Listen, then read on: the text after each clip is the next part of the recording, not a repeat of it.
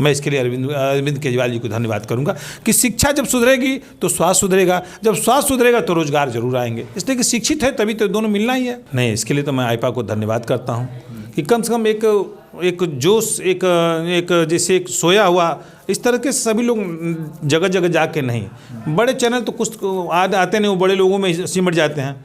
तो मैं इसके लिए आईपा को अपने तरफ से और अपने लोगों की तरफ से मैं बार बार धन्यवाद और कोटि प्रणाम करता हूं। नमस्कार, आईपा के मंच पे आप सबका स्वागत है। मैं हूं आसिफ रिजवी। आईपा यानी all Indian progressive politics association, एक ऐसा संगठन जिसका मकसद है देश की प्रगतिशील राजनीति को बढ़ावा देना। इसी को लेकर के आज हमारे साथ मौजूद हैं सुनील कुमार जी, जो कि विश्व हिंदू परिषद से गौ रक्षा मंत्री हैं। सर, जो मौजूदा राजनीति चल रही है प्रचलन में, इससे आप कितना संतुष्ट हैं? जी, जो वर्तमान में सरकार चली है, इससे तो खैर संतुष्टि तो है ही है।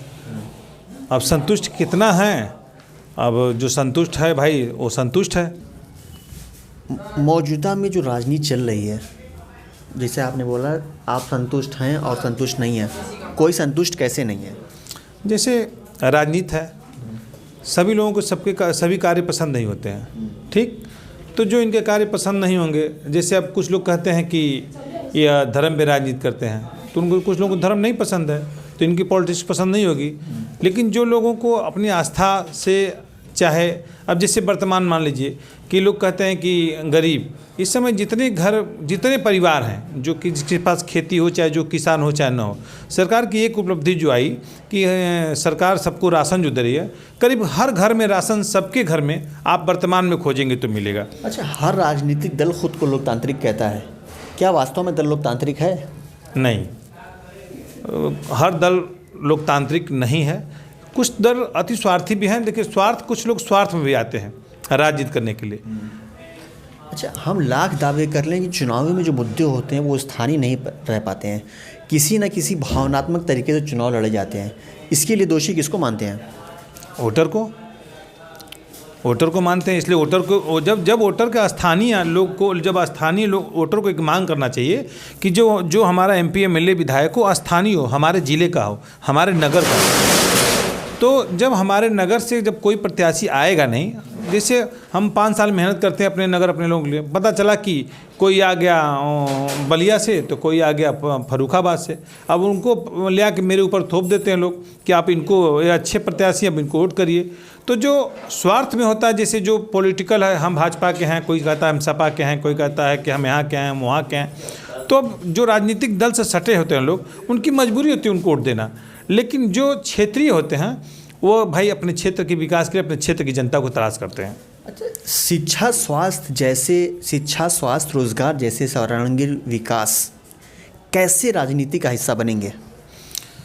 शिक्षा, स्वास्थ्य, रोजगार तो राजनीति का हिस्सा है ही है। मतलब जो सरकारें आती हैं तो चुनावी यादव तो कहते हैं कि हम बेरोजगारी दूर करेंगे, हम शिक्षा फ्री करेंगे, हम स्वास्थ्य फ्री करेंगे। लेकिन जब चुनाव जीत के जाते हैं तो उनके लिए सीधे एक AC का कमरा बना होता है, उसमें पैक हो जाते हैं और उस दिन से वो सिक्योरिटी गार्ड के बीच में चले जाते हैं। जब परमिशन लेना हो तो परमिशन से वो मिलते हैं, बाकी उनकी इच्छा हुई तो मिले, नहीं हुई तो नहीं मिले। इसमें जनता दोषी होती है। जनता को एक मांग करनी चाहिए, जैसे एक हलफनामा होता है, सरकार कोर्ट एक हलफनामा लेती है कि आप हलफनामा करो कि ये चीज़ आप जमानत ले रहे हो, यदि भाग जाओगे तो तुमको ये जमानत की धनराशि होती है। उस तरह से जनता को हलफनामा मांगना चाहिए इन राजनीतिक दलों से जो इनके बीच आते हैं नेता वोट मांगने के लिए कि आप हमारे बेस में, हमारा नगर है, इसमें जीत के जाएंगे तो आप क्या करेंगे। यदि आप वादा करते हैं कि हाँ हम करेंगे, जीत जाते हैं, नहीं करते तो हम आपके खिलाफ क्या करेंगे। इसको एक जनता को मांग करनी चाहिए। जनता भोली भाली है। 4 साल 11 महीना 28 दिन तो जनता कहती है कि कोई सरकार काम नहीं करती है, वो नहीं करती। लेकिन जनता के मन में एक जो जातिवाद, जो धर्म वाली बात, जब चुनाव आता है तो लोग कुछ इस पे मनगढ़ंत करने लगते हैं, कुछ लुभावने लोग देने लगते हैं, तो उसमें जनता भोली भाली बहक जाती है। लेकिन कुछ लोग मुद्दे पे जो होते हैं वो अटल होते हैं। लेकिन जनता को एक जैसे हलफनामा मांगना चाहिए हर प्रत्याशी से, जो बीच में यदि जीतते हैं तो हमारे लिए क्या करेंगे, स्वास्थ्य, शिक्षा, रोजगार के लिए क्या करेंगे।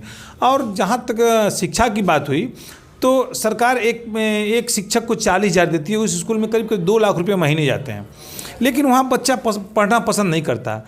और जहाँ 4,000 की वेतन पाते हैं वहाँ हम पढ़ना पसंद करते हैं, लेकिन वहाँ फीस लगती है।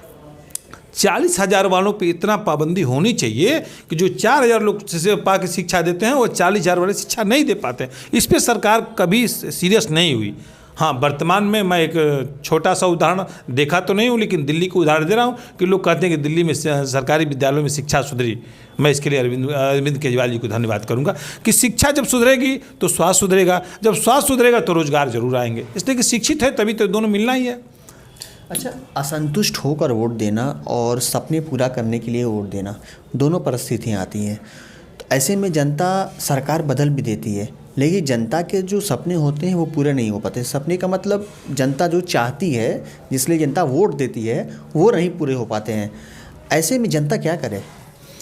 वही हलफनामा वाली मैंने बात कहा आपसे कि यदि जनता हमारे बीच में कोई आए तो जनता अपने गांव, अपने नगर का एक मूल समस्या उठाए कि भाई हमारे यहाँ कमी है, स्कूल नहीं है, विद्यालय नहीं है, नाले नहीं है, चाहे रोजगार नहीं है, तो आप इसके बारे में क्या कहते हैं? अगर जो आप नहीं करेंगे तो यदि आपको करना है तो ठीक, नहीं तो हम आपका बहिष्कार करते हैं। करना है तो आप एक हलफनामा दे के जाइए, हलफनामा देते हैं तो उनको हम वोटिंग करेंगे, नहीं देते हैं तो मत करें। अच्छा, क्या युवाओं को नेतृत्व देना राजनीति बदलने के लिए काफ़ी होगा?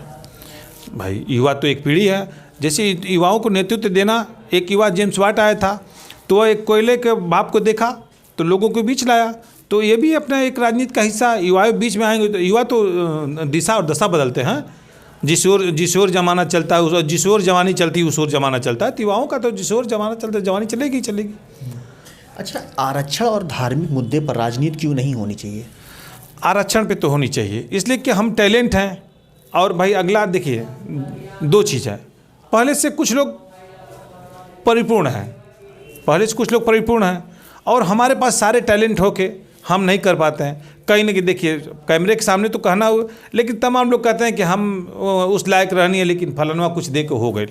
आता है मुद्दा ना, इस बारे में आप भी जानते हैं, लेकिन कोई इसको खोल नहीं पाता।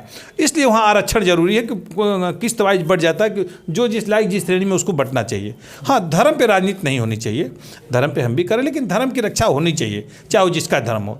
धर्म की बात आती है तो जिसके धर्म आस्था होता है, जैसे हमारे भगवान हैं, आपके भी भगवान हैं, तो जो जहाँ जिस लायक उस आस्था पे अपनी पूजा पाठ कर सकता है। इस पर राजनीति नहीं होनी चाहिए। धन्यवाद। ये जो आईपा जो सवाल कर रहा है, लोगों से जनता से जाके बात कर रहा है, नेताओं से बात कर रहा है, इससे आप क्या कहेंगे इसको? नहीं, इसके लिए तो मैं आईपा को धन्यवाद करता हूँ कि कम से कम एक जोश, एक जैसे एक सोया हुआ, इस तरह के सभी लोग जगह जगह जाके नहीं, बड़े चैनल तो कुछ आते नहीं, वो बड़े लोगों में सिमट जाते हैं। तो मैं इसके लिए आईपा को अपने तरफ से और अपने लोगों की तरफ से मैं बार बार धन्यवाद और कोटि प्रणाम करता हूँ कि ऐसे चैनल समाज में आए हैं। उनको मैं धन्यवाद करता हूं कि हमारी बात और हम जैसे लोगों की बात समाज में जाए, एक समाज का दशा दिशा बदले। धन्यवाद। ये थे हमारे साथ आईपा के मंच पे लगातार जो है बात कर रहे थे। मऊ से आसिफ रिजवी, आईपा।